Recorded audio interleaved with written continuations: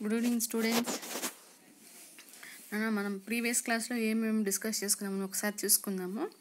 So first మనం functions of secondary మార్కెట్లో functions services చెప్పుకున్న తర్వాత నెక్స్ట్ దాంతో మిస్లేనియస్ సర్వీసెస్ కింద అంటే liquidity and marketability of security, safety funds, supply of long term funds, capital provide చేయడము, తర్వాత promotion of investment, reflection of business cycle, marketing new issues, marketing provide చేయడం, ఇవంతా functions of services stock exchange చెప్పుకున్నాం కదా. So దాంతో last point miscellaneous సర్వీసెస్లో ఇంకా miscellaneous services stock exchange ఏం ప్రొవైడ్ చేస్తుంది అనేసి చూసినామంటే మనం ఫస్ట్ టాపిక్గా రికగ్నిషన్ ఆఫ్ స్టాక్ ఎక్స్చేంజ్ ఒక పాయింట్, తర్వాత listing of securities, registration of stock brokers. అంటే లాస్ట్ మిస్లేనియస్ సర్వీస్లో మనం వచ్చి first point recognition of stock exchange, తర్వాత వచ్చి లిస్టింగ్ ఆఫ్ సెక్యూరిటీస్, తర్వాత రిజిస్ట్రేషన్ ఆఫ్ స్టాక్ బ్రోకర్స్. అంటే ఇక్కడ వచ్చి ఏంటి, ఫస్ట్ రికగ్నైజేషన్ చేస్తుంది అనమాట స్టాక్ ఎక్స్చేంజ్. రికగ్నైజేషన్లో ఏంటి, అప్లికేషన్ తీసుకున్న తర్వాత గ్రాంట్ రికగ్నైజేషన్, తర్వాత renewal of recognition, withdrawal of recognition. So అదొక ప్రొసీజర్. మనం ఆ టాపిక్ కవర్ చేసాం. తర్వాత ఇప్పుడు మనం ప్రజెంట్ లాస్ట్ ఫ్యూ క్లాసెస్లో చెప్పుకుంటున్నది listing of securities. So listing procedure అనమాట. So procedure for listing, criteria for listing, తర్వాత లిస్టింగ్ ఆబ్లిగేషన్స్, అడిషనల్ ఆబ్లిగేషన్స్, న్యూగా లిస్టింగ్ చేస్తున్నప్పుడు ఎలాంటి ఆబ్లిగేషన్స్ ఉంటాయి, తర్వాత లిస్టింగ్ అగ్రిమెంట్. సో దానికి లిస్టింగ్ ఆఫ్ సెక్యూరిటీస్ అనేది అయిపోతుంది అనమాట. దీంతో లాస్ట్ టాపిక్గా రిజిస్ట్రేషన్ ఆఫ్ స్టాక్ బ్రోకర్స్ అంటే మిస్లేనియస్ సర్వీసెస్లో. So functions of services of stock ఎక్స్చేంజ్లో మిస్లేనియస్ సర్వీసెస్ కింద మనకి 3 పాయింట్స్ అనమాట. So recognition of stock exchange procedure మనం అది ఆల్రెడీ చెప్పాము. తర్వాత సెకండ్ వన్ నుంచి listing of securities, third one registration of stock brokers. So ఆ టాపిక్ ఇప్పుడు ఈరోజు మనం ఆ registration of stock brokers,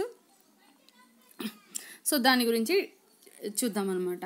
so మీకు ఆ లిస్టింగ్ ఆఫ్ సెక్యూరిటీస్ పాయింట్ మనకి లిస్టింగ్ అనేది ఫుల్గా అయిపోయింది అనమాట. లిస్టింగ్లో ప్రొసీజర్ ఏంటి, క్రైటీరియా ఏంటి, obligations, additional obligations, listing agreement. So registration of stock brokers. ఈ రిజిస్ట్రేషన్ ఆఫ్ స్టాక్ బ్రోకర్స్లో వచ్చి ఈ టాపిక్ చెప్తే ఇక్కడికి ఫంక్షన్స్, తర్వాత మనకి లిస్టింగ్ టాపిక్ కవర్ అయిపోతుంది అనమాట. నెక్స్ట్ క్లాస్లో మనము ట్రేడింగ్ గురించి, అంటే ట్రేడింగ్ ఎలా జరుగుతూ ఉంది, ట్రేడింగ్ ట్రాన్సాక్షన్స్ ఏంటి, వాళ్ళ ట్రేడింగ్ సెటిల్మెంట్ ఆన్లైన్లో సెటిల్మెంట్ చేస్తారా, ఆన్లైన్లో అయితే ఏంటి, మోడ్ ఆఫ్ పేమెంట్ ఎలా చేస్తున్నారు అనేసి మనము ట్రేడింగ్ ట్రాన్సాక్షన్స్లో తెలుసుకుంటాం అనమాట. ఆ ట్రేడింగ్ టాపిక్ అయిపోయిన తర్వాత నెక్స్ట్ సెబీ గురించి, security exchange board of India గురించి, వాటి యొక్క ఫంక్షన్స్, పవర్, ఇవి చెప్పుకుంటే ఈ క్లాస్ ఈ సెకండ్ యూనిట్ మనకి కంప్లీట్ అయిపోతుంది. సో ఇప్పుడు వచ్చి రిజిస్ట్రేషన్ ఆఫ్ స్టాక్ బ్రోకర్స్ అంటే ఇంతవరకు ఏం చెప్పుకున్నాం మనము, ఫస్ట్ ఏమో ఏంటి అప్లికేషన్ ఎలా మెయింటైన్ చేయాలి, ఏమేమి అవన్నీ చెప్పామన్నమాట. సెకండ్ వన్ వచ్చి, సో ఫస్ట్ ఆఫ్ ఆల్ నువ్వు బిజినెస్ చేయాలంటే ఫస్ట్ నీ సెక్యూరిటీస్ని లిస్టింగ్ చేయాలి అని చెప్పాం. సెకండ్ పాయింట్ అంటే సెక్యూరిటీని లిస్ట్ చేయాలి. సెక్యూరిటీస్ని లిస్టింగ్ చేయాలంటే ఏమేమి అప్లికేషన్స్ సెబీకి ప్రొవైడ్ చేయాలి, ఒక స్టాక్ ఎక్స్చేంజ్ ఎస్టాబ్లిష్ చేయాలంటే ఎలాంటి రూల్స్ అండ్ రెగ్యులేషన్స్ ఫ్రేమ్ చేసుకోవాలి, ఎలాంటివి ఫాలో చేయాలి అనేసి చూసామన్నమాట. నెక్స్ట్ సో ఈ స్టాక్ ఎక్స్చేంజ్లో లిస్టింగ్ తర్వాత స్టాక్ బ్రోకర్స్ గురించి అనమాట. ఎందుకంటే వీళ్ళే కండక్ట్ చేసేది. సో మనం ఏం చెప్పాము, ప్రైమరీ మార్కెట్లో అయితే నువ్వు ఎనీ ప్లేస్లో అంటే ఎక్కడైనా throughout the India, throughout the world ఎక్కడి నుంచైనా నువ్వు you can purchase buying and selling అనమాట. కానీ స్టాక్ ఎక్స్చేంజ్లో అలా కాదు. పర్టికులర్ ఏ ప్లేస్లో అయితే ఆ స్టాక్ ఎక్స్చేంజ్ లొకేట్ అయి ఉంటుందో అక్కడ మాత్రమే ట్రేడింగ్ అంటే బయింగ్ అండ్ సెల్లింగ్ ప్రాసెస్ అనేది జరుగుతుంది. కాబట్టి ఆ పర్టికులర్ ప్లేస్లో ప్రతి ఒక్క కస్టమర్ కావచ్చు, లేకపోతే ప్రతి ఒక్కరు అక్కడికి వెళ్ళి పార్టిసిపేట్ చేయలేరు. కాబట్టి త్రూ ద బ్రోకర్స్ ద్వారా, స్టాక్ బ్రోకర్స్ ద్వారా బయింగ్ అండ్ సెల్లింగ్ ప్రాసెస్ అనేది జరుగుతుంది అనమాట. కాబట్టి ఈ రిజిస్ట్రేషన్ ఆఫ్ స్టాక్ బ్రోకర్స్ మనం దాని గురించి తెలుసుకుంటే ఈ టాపిక్ ఇక్కడికి కవర్ అవుతుంది. సో ఆ లిస్టింగ్ ఆఫ్ సెక్యూరిటీస్ జరిగిన తర్వాత నెక్స్ట్ ప్రాసెస్ స్టాక్ బ్రోకర్స్ అనమాట. A broker is none other than a commission agent who transacts business in securities on behalf of his clients who are non-members of a stock exchange. అంటే broker is none other than ఒక commission agent అనమాట. అంటే కమిషన్కి అతను పనిచేస్తాడు. అంతేకాకుండా who transacts business in securities on behalf of his clients who are non members of a stock exchange. అంటే అతని యొక్క క్లయింట్స్ తరపున అతను ట్రాన్సాక్షన్ పర్ఫార్మెన్స్ చేస్తాడనమాట. అంతేకాకుండా ఎవరైతే నాన్ మెంబర్ ఆఫ్ స్టాక్ ఎక్స్చేంజ్లో ఎవరైతే మెంబర్ కాకుండా బయింగ్ అండ్ సెల్లింగ్ ప్రాసెస్ జరగాలంటే వాళ్ళ తరపున ట్రాన్సాక్షన్ ఎవరు చేస్తారంటే బ్రోకర్ అనమాట. Thus a non member can purchase and sell securities only through a broker who is a member of the stock exchange. కాబట్టి stock ఎక్స్చేంజ్లో ట్రాన్సాక్షన్ చేయాలంటే, బయింగ్ అండ్ సెల్లింగ్ ప్రాసెస్ జరగాలనుకుంటే మస్ట్ అండ్ షుడ్గా అతను ఒక స్టాక్ ఎక్స్చేంజ్లో మెంబర్ అయి ఉండాలి. Member కాకపోతే బయింగ్ అండ్ సెల్లింగ్ అనేది జరగదు. కాబట్టి ఆ విధంగా నాన్ మెంబర్గా ఉన్న క్లయింట్ తరపున ఎవరు ఇక్కడ ట్రాన్సాక్షన్ కొనుగోలు చేస్తారు, బయింగ్ అండ్ సెల్లింగ్ చేస్తారు అనుకుంటే బ్రోకర్ అన్నమాట. To deal in securities on recognized stock exchanges. So ఏదైనా సెక్యూరిటీస్ని ట్రాన్సాక్షన్స్ రికగ్నైజ్డ్ స్టాక్ ఎక్స్చేంజ్లో the broker should register his name as broker with the SEBI. అంటే సెబీ గైడ్ లైన్స్ ప్రకారము రికగ్నైజ్డ్ స్టాక్ ఎక్స్చేంజ్లో బ్రోకర్ అనేవాడు మస్ట్ అండ్ షుడ్గా రిజిస్టర్ చేసుకోవాలి. రిజిస్టర్ చేసుకున్న తర్వాతనే అతనికి బ్రోకర్ అనే స్టాక్ ఎక్స్చేంజ్లో పర్ఫార్మెన్స్ చేయొచ్చు అని ఇది ఆబ్లిగేషన్ అతను ఫుల్ఫిల్ చేయాలన్నమాట. అంటే సెబీ అనుగుణంగా సెబీ ఏదైనా రూల్స్ అండ్ రెగ్యులేషన్స్ ఫ్రేమ్ చేసిందో దాని ప్రకారం అతను రిజిస్ట్రేషన్ అనేది స్టాక్ ఎక్స్చేంజ్లో చేసుకోవాలి. A stock broker must possess the following qualifications to register as a broker. అంటే on the behalf of clients తరపున అతను ట్రాన్సాక్షన్ జరపాలనుకుంటే మస్ట్ అండ్ షుడ్గా రికగ్నైజ్డ్ స్టాక్ ఎక్స్చేంజ్లో సెక్యూరిటీస్ సంబంధించిన రికగ్నైజ్డ్ స్టాక్ ఎక్స్చేంజ్లో అతను బ్రోకర్గా రిజిస్ట్రేషన్ చేసుకోవాలి through the comply with the SEBI rules and regulations ప్రకారము. తర్వాత అతను ఒక బ్రోకర్గా ఉండాలనుకుంటే కొన్ని క్వాలిఫికేషన్స్ అని మస్ట్గా ఉండాలంట. అవి ఏంటి అనేసి చూస్తాం. సో ఆ క్వాలిఫికేషన్స్ ఫుల్ఫిల్ చేయాలి. సో ఫస్ట్ వన్ వచ్చి he must be an Indian citizen with 21 years of age. అంటే కంపల్సరీగా ఇండియన్ సిటిజన్ అయి ఉండాలి. తర్వాత 21 years ఆఫ్ ఏజ్, అతనికి 21 years ఏజ్ అనేది ఉండాలి. అంటే 21 years కంప్లీట్ అయి ఉండాలి. ఈ should neither B bankrupt are Nar compounded with creditors. అంటే ఈ షుడ్ నెయిదర్ అంటే దివాలా తీసి ఉండకూడదు అనమాట. అంటే దివాలా తీయకూడదు. బ్యాంకరప్ట్ అంటే దివాలా తీయడం అంటే ఏంటి? Someone who fails insufficient assets to cover their debts. మనము బ్యాంకరప్ట్ ఎప్పుడు అవుతుందంటాం? మన దగ్గర ఉన్న అసెట్స్, మన యొక్క ఆబ్లిగేషన్స్ ఆర్ డెట్స్, మనకు అప్పుల్ని తీర్చడానికి కూడా మన అసెట్స్ సరిపోతే అప్పుడు ఏంటి, ఆ పర్సన్ కావచ్చు లేకపోతే ఒక కంపెనీ కావచ్చు ఏం చెప్తాం, వాళ్ళని దివాలా తీసే పరిస్థితుల్లో ఉంది అనేసి చెప్తాం అనమాట.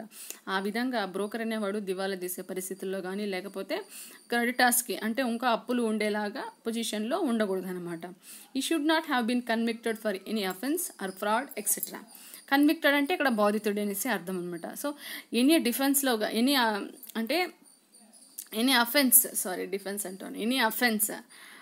అఫెన్స్ ఆర్ ఫ్రాడ్ చేసిన దాంతో దేంతో అన్నా అతని విక్టిమ్ అంటే కేసులో ఉండకూడదు అనమాట.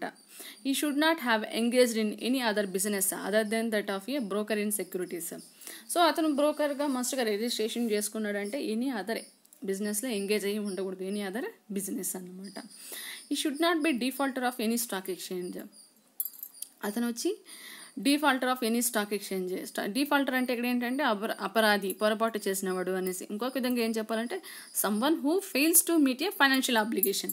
అంటే పొరపాటు చేశాడు లేకపోతే అపరాధిని ఎలాంటి కేసెస్లో చెప్తాము, సమ్వన్ ఫెయిల్స్ టు లేకపోతే ఏదైనా ఆబ్లిగేషన్ అనే కాదు, ఇక్కడ పొరపాటు అంటే తప్పు, ఏదైనా కూడా మిస్లీడింగ్ అనేది జరిగినప్పుడు అలాంటి డిఫాల్టర్గా ఉండకూడదు. డిఫాల్టర్గా దేంతో స్టాక్ ఎక్స్చేంజెస్లో ఏమైనా పొరపాటు అపరాధం చేసినట్టుగా ఉండకూడదు అన్నమాట. తర్వాత he should have completed with 12th standard examination. కంపల్సరీగా 12th standard అనేది కంప్లీట్ చేసి ఉండాలన్నమాట.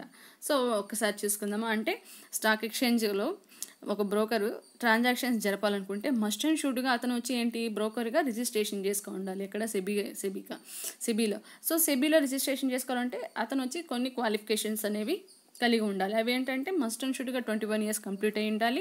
తర్వాత దివాలా తీసే పొజిషన్లో ఉండకూడదు అనమాట. అంటే అప్పులు కలిగి ఉండకూడదు, తర్వాత దివాలా తీసే పొజిషన్లో ఉండకూడదు. తర్వాత ఎనీ అఫెన్స్ ఆర్ ఫ్రాడ్ ఇలాంటివి ఏది చేసి దాంతో ఉండకూడదు, అంటే కన్విక్టెడ్ ఫ్రాడ్ అలాంటి కేసుల్లో బాధితుడై ఉండకూడదు. తర్వాత అతను స్టాక్ బ్రోకర్గా స్టాక్ ఎక్స్చేంజ్లో బ్రోకర్గా రిజిస్ట్రేషన్ చేసుకున్న తర్వాత అతను only engaged in stock broker in stock exchange మాత్రమే, ఎనీ అదర్ బిజినెసెస్ ఎంగేజ్ అయి ఉండకూడదు. తర్వాత స్టాక్ ఎక్స్చేంజ్లో ఏదైనా తప్పు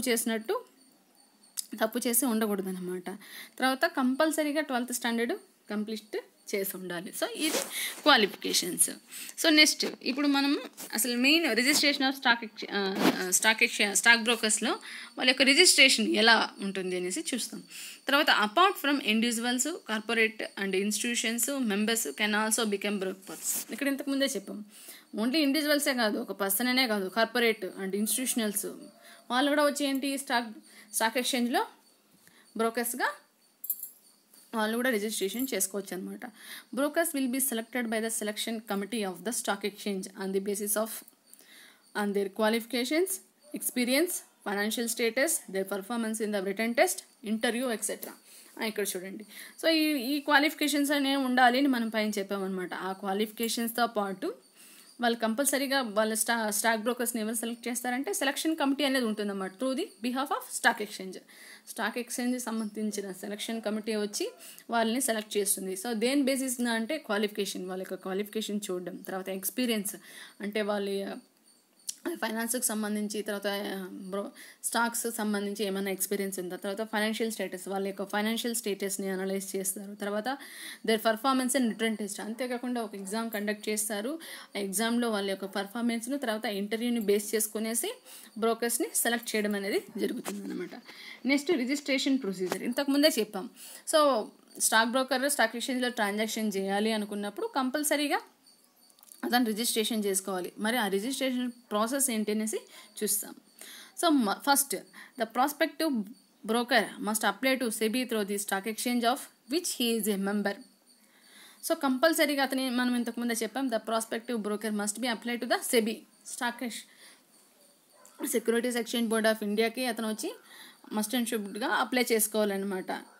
ఎందుకు ఆ పర్టికులర్ స్టాక్ ఎక్స్చేంజ్లో నేను మెంబర్గా ఉండాలనుకుంటున్నాను అని చెప్పేసి he must be apply for SEBI అనమాట. The stock exchange should forward the application within 30 days of receipt of the application.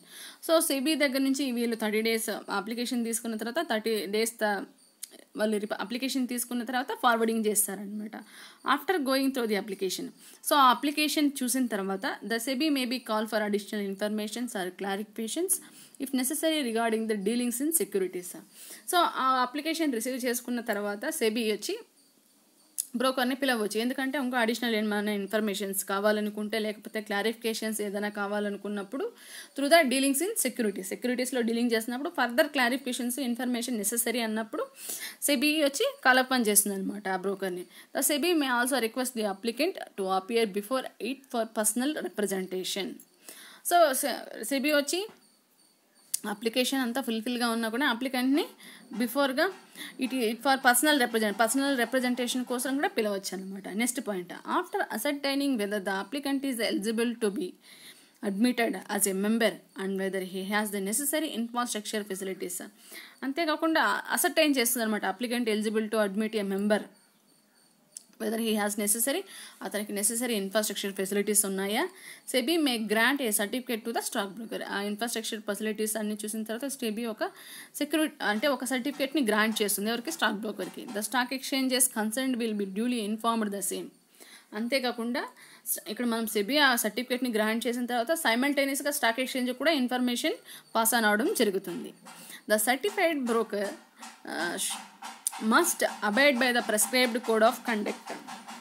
ఇక్కడ అబైడ్ అంటే దానికి కట్టుబడి అనేసి అనమాట. The certificate stock broker must abide by the prescribed code of conduct. అంటే stock బ్రోకర్స్కి అక్కడ ట్రాన్సాక్షన్ చేయడానికి కోడ్ ఉంటుందన్నమాట, code conduct of stock brokers. దానికి రూల్స్ అండ్ రెగ్యులేషన్స్కి కట్టుబడి మాత్రమే stock broker can perform trading అనమాట, అంటే బయింగ్ అండ్ సెల్లింగ్ పర్ఫార్మెన్స్ని చేయాలన్నమాట. తర్వాత stock broker has to pay the prescribed registration fees as indicated below. అంటే స్టాక్ బ్రోకర్ మస్ట్ అండ్ షుడ్గా ప్రెస్క్రైబ్డ్ రిజిస్ట్రేషన్ ఫీ అనేది పే చేయాలి. ఎంత రిజిస్ట్రేషన్ ఫీజ్ అంటే 5,000 for each financial year for those brokers whose annual turnover does not exceed ₹1 crore during any financial year. అంటే ఏంటి, ఒక financial year తీసుకుంటే అతని యొక్క టోటల్ టర్న్ ఓవర్ అనమాట. అంటే అతను మనం ఇంతకుముందే చెప్పాం, broker is none other than commission agent అనేసి. సో కమిషన్ ఏజెంట్ కాబట్టి అతను పర్ఫామ్ చేసిన ట్రాన్సాక్షన్స్కి అతనికి కమిషన్ అనేది వస్తుంది. ఆ కమిషన్ అతనికి వచ్చిన income annual turn over not exceed 1 crore అనమాట. ఒక కోటి కంటే సంవత్సరానికి ఎక్సీడ్ కాకూడదు. తక్కువగా ఉంటే అతని యొక్క యాన్యువల్ ఫీజు ఎంత, 5,000 రూపీస్ అనమాట. అంటే అతని యొక్క ఇన్కమ్ వచ్చి 1 కోటి లోపల ఉన్నింది అనుకుంటే అతని యొక్క యాన్యువల్ స్టాక్ బ్రోకర్ యొక్క ఫీజు ఎంత అంటే 5,000 రూపీస్. అలా కాకుండా 1 crore కంటే ఎక్సీడ్ అయింది అనుకోండి turn over, annual turn over కోటి కంటే ఎక్కువైంది అన్నప్పుడు అతను 5,000 ప్లస్ ఆ 5,000తో ప్లస్ 1/100 ఆఫ్ 1%. అంటే ప్రతి 1/100 ఆఫ్కి 1% క్యాల్కులేట్ చేసి అడిషనల్గా పే చేయాల్సి ఉంటుందన్నమాట ఫీజ్గా. తర్వాత the registration of broker will be suspended if the broker violates the any provision of SEBI act. అంటే రిజిస్ట్రేషన్, అతని యొక్క రిజిస్ట్రేషన్ని సెక్యూరిటీస్ ఎక్స్చేంజ్ బోర్డు ఎనీ టైంలో సస్పెండ్ చేయొచ్చు. ఎప్పుడు ఆ కేసెస్ అంటే broker violates is nothing but ఉల్లంఘించడం అనమాట. సో ఏదైనా సెబీకి సంబంధించిన రూల్స్ అండ్ రెగ్యులేషన్స్ ప్రొవిజన్స్ని బ్రోకర్ ఉల్లంఘించే పరిస్థితి ఉంటే వెంటనే సెబీ ఏం చేస్తుందంటే అతని యొక్క రిజిస్ట్రేషన్ని సస్పెండ్ చేస్తుంది. Rules and regulations of exchange and he does not follow the prescribed code of conduct. అంతేకాకుండా నేను ఇంతకుముందే చెప్పాను, వాళ్ళ ట్రాన్సాక్షన్ పర్ఫామ్ చేయడానికి కోడ్ అనేది ఉంటుంది. ఆ కోడ్ని కూడా వాళ్ళు ఉల్లంఘిస్తే కంపల్సరీగా సెబీ అనేది వాళ్ళ యొక్క రిజిస్ట్రేషన్ని సస్పెండ్ చేయడం జరుగుతుంది. The registration will be cancelled if the broker is convicted of a criminal offence or guilty of fraud, or if he repeatedly violates the provisions of the SEBI Act or rules and regulations of the stock exchange or prescribed code of conduct. So registration ఎప్పుడైనా అతని యొక్క రిజిస్ట్రేషన్ని cancel చేయొచ్చు. ఎప్పుడు అంటే broker వచ్చి convicted అంటే బాధితుడు దేని ద్వారా, క్రిమినల్ అఫెన్స్, ఏదైనా క్రిమినల్ కేసులో ఇన్వాల్వ్ అయినప్పుడు కానీ, లేకపోతే ఫ్రాడ్ చేసినప్పుడు కానీ, లేకపోతే రిపీటెడ్గా he violates the rules and regulations అనమాట, ప్రొవిజన్స్ని. సెబీ రూల్స్ అండ్ రెగ్యులేషన్స్ని ప్రతి ఒక్కసారి ఉల్లంఘించినప్పుడు, అది రిపీటెడ్గా జరుగుతూ ఉంది అన్న కేసులో. తర్వాత వచ్చి కోడ్ ఆఫ్ కండక్ట్, అంటే సెబీ రూల్స్ అండ్ రెగ్యులేషన్స్ ప్రకారం ప్రొవైడ్ చేసిన కోడ్ ఆఫ్ కండక్ట్ని ప్రతిసారి అతను ఉల్లంఘించేలాగా ఉన్నప్పుడు సెబీ అనేది ఏం చేస్తుంది, వెంటనే అతని యొక్క రిజిస్ట్రేషన్ని క్యాన్సిల్ చేయడం అనేది జరుగుతుంది అనమాట. Every stock broker has to maintain a minimum amount of deposit called security deposit are base minimum capital with the stock exchange. అంటే ఎవ్రీ బ్రోకర్ ఏంటి, మస్ట్ అండ్ షుడ్గా అతను రిజిస్ట్రేషన్ చేసుకున్న తర్వాత అతను మినిమం అమౌంట్ ఆఫ్ కొంత అమౌంట్, మినిమం అమౌంట్ని deposit called security deposit are base minimum capital. అంటే స్టాక్ ఎక్స్చేంజ్లో అతను వచ్చి ఏంటంటే సర్టన్ మినిమం అమౌంట్ కంపల్సరీగా డిపాజిట్ చేయాలి. దాన్ని ఏమంటారు, సెక్యూరిటీ డిపాజిట్ అని చెప్తామన్నమాట. అంటే security deposit is nothing but A broker has to maintain minimum amount of deposit, దాన్ని సెక్యూరిటీ డిపాజిట్ అంటామన్నమాట. ఆ సెక్యూరిటీ డిపాజిట్ వచ్చి ఎంత ఉంటుంది అంటే, it is 5 lakhs for brokers in Bombay and Calcutta stock exchange. అంటే బాంబేలో కానీ కలకత్తా స్టాక్ ఎక్స్చేంజ్లో అయితే మినిమమ్ వాళ్ళు ఎంత అమౌంట్ డిపాజిట్ చేయాలి అంటే in the form of security deposit రూపంలో ఎంత డిపాజిట్ చేయాలంటే 5 lakhs అన్నమాట. అలా కాకుండా ఢిల్లీ లేదా అహ్మదాబాద్ స్టాక్ ఎక్స్చేంజ్లో అయితే 3.5 lakhs for Delhi and Ahmedabad stock exchange అయితే. ఇంకా రిమైనింగ్ త్రూ అవుట్ ఇండియాలో ఇంకా ఏదైనా రిమైనింగ్ స్టాక్ ఎక్స్చేంజ్ ఉంటే అక్కడ వచ్చి 2 lakhs వాళ్ళు డిపాజిట్ చేయాలి. The deposit must be in the form of cash to the extent of 25%. So ఆ డిపాజిట్ కూడా వాళ్ళు డిపాజిట్ చేసే 5 lakhs ఎలా ఉండాలంటే 25% క్యాష్లో, తర్వాత రిమైనింగ్ ఫిక్స్డ్ డిపాజిట్ ఇంకా రిమైనింగ్ ఫిక్స్డ్ డిపాజిట్లో అనదర్ 25%, తర్వాత and the balance of securities with in 30% of margin. So వాళ్ళు వచ్చి ఆ మార్జిన్ని బేస్ చేసుకుని 35% డిపాజిట్ అనేది చేయాలన్నమాట. సో ఇది registration of stock brokers. So ఇక్కడికి మనకి ఈ టాపిక్తో functions of services of stock exchange గురించి క్లియర్ కట్గా స్టాక్ ఎక్స్చేంజ్ యొక్క ఫంక్షన్స్ ఏంటి, వాటి యొక్క అడ్వాంటేజెస్ డిసడ్వాంటేజెస్ చూసాము. తర్వాత రికగ్నేషన్ ఆఫ్ స్టాక్ ఎక్స్చేంజ్కి ఎలా రికగ్నేషన్ జరుగుతుంది, తర్వాత లిస్టింగ్ ఆఫ్ సెక్యూరిటీస్ ఎలా జరుగుతాయి, తర్వాత రిజిస్ట్రేషన్ ఆఫ్ స్టాక్ బ్రోకర్స్. అంటే త్రూ అవుట్గా మనం మొత్తం స్టాక్ ఎక్స్చేంజ్ యొక్క మొత్తం ఫంక్షన్స్ని మనము కవర్ చేసేసాం అనమాట. సో ఈ టాపిక్ తర్వాత మనం నెక్స్ట్ క్లాస్లో ట్రేడింగ్ అనేది డిస్కస్ చేస్తాం. సో మీరు ఒకసారి దీనికి సంబంధించి ఫంక్షన్స్ ఆఫ్ సర్వీసెస్ స్టాక్ ఎక్స్చేంజ్కి సంబంధించి మనం పెట్టిన అన్ని క్లాసెస్ కూడా ఒకసారి చూసుకొని మీరు ఏదైనా డౌట్స్ ఉంటే అడగచ్చు. థ్యాంక్స్.